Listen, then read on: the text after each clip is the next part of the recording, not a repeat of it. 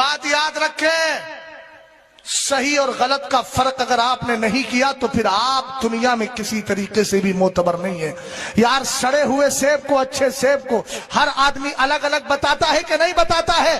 किसी ने मुझसे पूछा था वहाबी और सुन्नियों में फर्क क्या है। मैंने कहा जो नबी को जिंदा मानता है वो सुन्नी हुआ करता है, जो नबी अलैहिस्सलाम को मुर्दा कहता है वो वहाबी हुआ करता है, जो कहता है नबी अलैहिस्सलाम से विसाल के बाद मदद मांगी जा सकती है वो सुन्नी है, और जो ये कहे मरकर मिट्टी में मिल गए माज़ अल्लाह उनसे मदद नहीं मांगी जा सकती वो वहाबी है। अब मैं आपसे पूछना चाहता हूं, जरा सीने पे हाथ रख के बताइएगा, अगर आपको बाप से सच्ची मोहब्बत है, भाई बात ना करें, मेरी बात को ध्यान से सुने, अगर सच्ची बात बोलने का आपके अंदर मिजाज है तो फिर एक बात सुनिएगा। ये जनाब बैठे हुए हैं, इनका एक शख्स ऐसा है जो इनके बाप को गालियां देता है, और एक ऐसा है जो इनके बाप से मोहब्बत भरी बातें करता है, उनसे प्यार करता है। बताओ, आपसे पूछ रहा हूं, आप दोनों को बराबर समझोगे? ऊंचा बोलो, दोनों को बराबर समझोगे?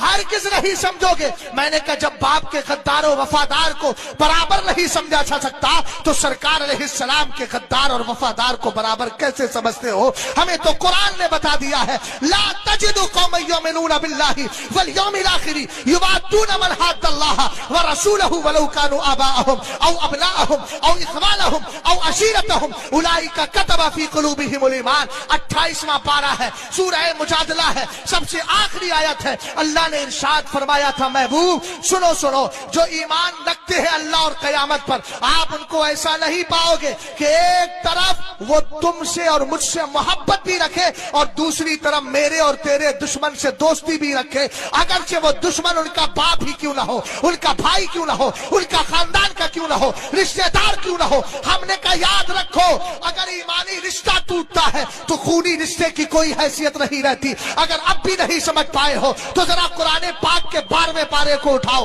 हजरत नूह का बेटा सगा बेटा था, लेकिन जब हजरत नूह के साथ कश्ती में सवार नहीं हुआ, अल्लाह रब्बुल इज्जत की बारगाह में आपने उसके लिए दुआ की। कुरान ने कहा इन्नहु लैसा मिन अहलिक, वो तेरे घर वालों में से है ही नहीं। हमने कहा बेटा उनका था, लेकिन रब ने मना फरमा दिया। इससे समझ में आ गया ईमानी रिश्ता जब तक जिंदा रहता है तभी तक खूनी रिश्ता बाकी रहा करता है, और जिस दिन ईमानी रिश्ता टूट जाता है खूनी रिश्ते की कोई हैसियत नहीं है।